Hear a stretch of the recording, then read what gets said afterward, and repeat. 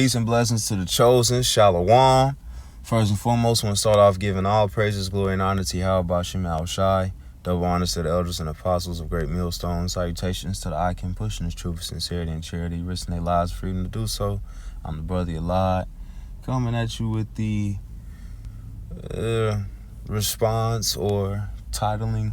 This is a response to the quote. Really, it's not really a response, but it's based off the quote. Stop and smell the roses.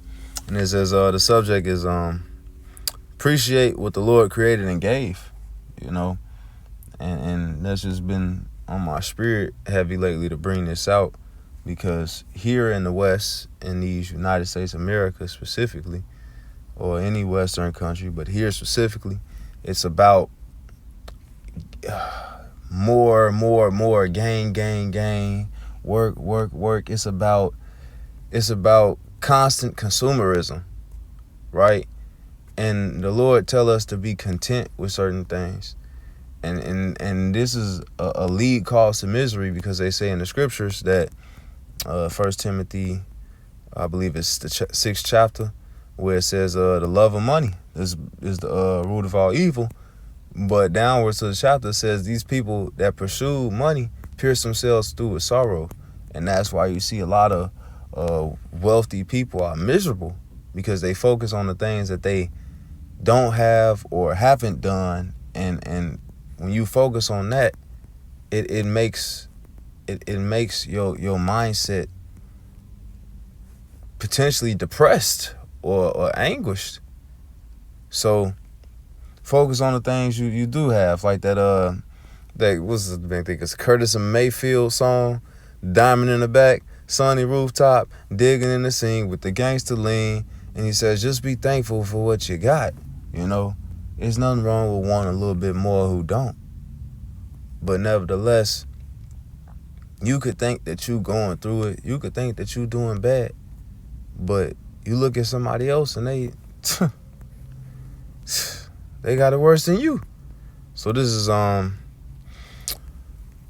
Timothy 6:7. It says, for we brought, matter of fact, I had the Timothy right here. I had it right here the whole time. Yup, that's a spirit. That's a spirit. Yeah. Okay, so where it say, yeah, it do say that in the 10th verse. Okay. Okay. 1 Timothy 6:7. For we brought nothing into this world, and it is certain we can carry nothing out. So whatever we lose in this world, it was never like really ours to begin with. You shouldn't stress over something that don't belong to you. If it belongs to you, it's gonna be in your hands. Hey, the Lord give it and he take it away. What Job say? Should he do us good and not evil? Right? And Job went through it. He went through it heavy. But you got to go through it to get to it. It's a reason. The Lord ain't just picking on you. Like, Now you got people that's out here wicked that got to pay, and they going through their punishment here on earth. But the Lord ain't just doing nothing for no reason. He ain't just picking on nobody. Right? Verse 8, having food and raiment, let us be therewith content. Right? Because the Lord say he feed the birds. The sparrows. You think he ain't going to feed you? You see? And that's a beautiful thing about the nature, and that's why I want to talk about this smell the roses. Right? It says, verse 9, but they that will be rich fall into temptation and a snare, and into many foolish and hurtful lusts, which drown men in destruction and perdition. You seeking that bag. You'll pierce yourself through with sorrows. You trying to be like the next man who got the big house, the nice car in the garage. He hopping in something crazy. He making all this dough paper. He got 2, dogs, picket fence in a bad one, right? The whole time behind the scenes, he fighting some old other demons. You got people that's doing some diabolical things behind the scenes, paying to get pegged, man. Paying to be dominated over. They making good bread, but they paying. Would you rather have that demon on you You know, you might think somebody doing well, but behind closed doors, they fighting entirely the insomnia. Demon won't let them sleep. The rich man lose sleep. he always worried about something, right?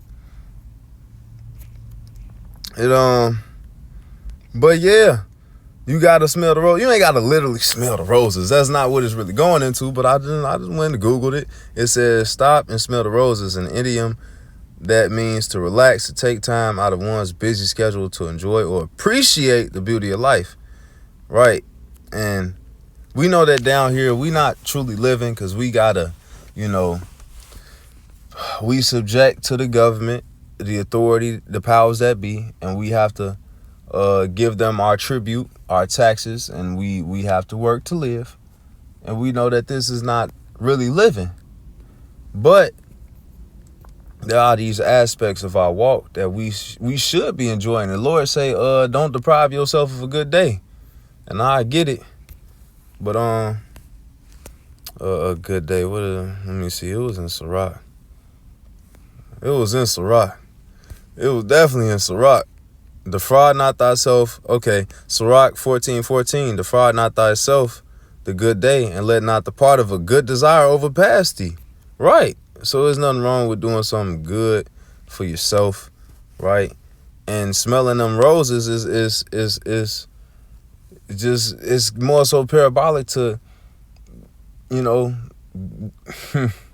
how I explain it. You could literally smell the roses or just take in a sight. You could take in a view. Watch the sunset. I'm watching the sunset right now, bro. And it's beautiful. Like, this nature can teach you some things. Like, looking at the sky right now, bro, you can't tell me there ain't a God. You can't tell me bro, you have to go look at nature sometimes. And that's why I got this precept, Proverbs 6:6. Go to the ant, thou sluggard, consider her ways and be wise. Because you could learn some things from nature.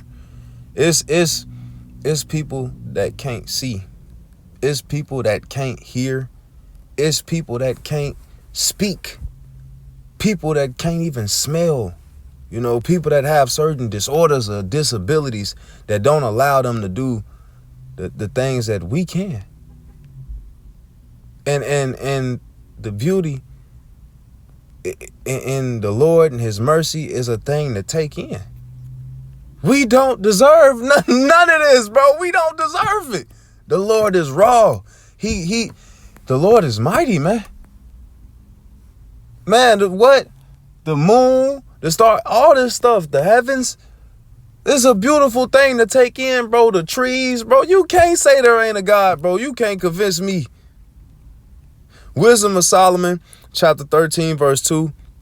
But deemed either fire or wind, or the swift air, or the circle of the stars, or the violent water, or the lights of heaven, to be gods which govern the world, with whose beauty, if they being delighted, took them to be gods, let them know how much better the Lord of them is. For the first author of beauty had created them. And that's that's magnificent. I'm wooed. It's magnificent. It's man. Don't let the average day of this world deteriorate your mind. Don't let it depress you. Don't think about some stuff you don't got, cause and